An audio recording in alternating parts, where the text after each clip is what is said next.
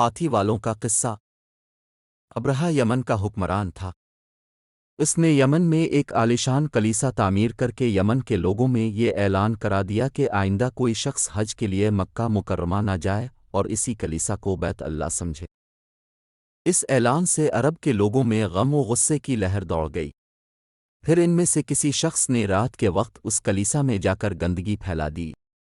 ابرہہ کو جب یہ معلوم ہوا تو اس نے ایک بڑا لشکر تیار کر کے مکہ مکرمہ کا رخ کیا۔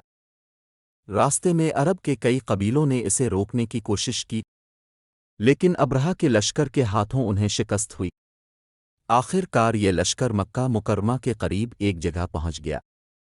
اگلی صبح جب اس نے بیت اللہ کی طرف بڑھنا چاہا تو اس کے ہاتھی نے آگے بڑھنے سے انکار کر دیا۔ اسی وقت اس کی طرف سے عجیب و غریب قسم کے پرندوں کا ایک غول آیا اور لشکر پر چھا گیا۔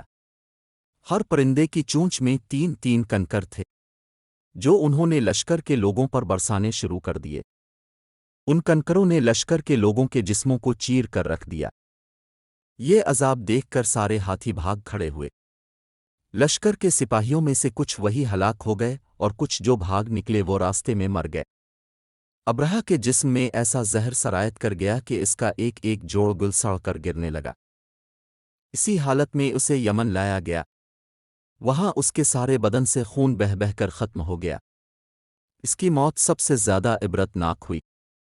اس کے 2 ہاتھی بان مکہ مکرمہ میں رہ گئے تھے، جو اپاہج اور اندھے ہو گئے۔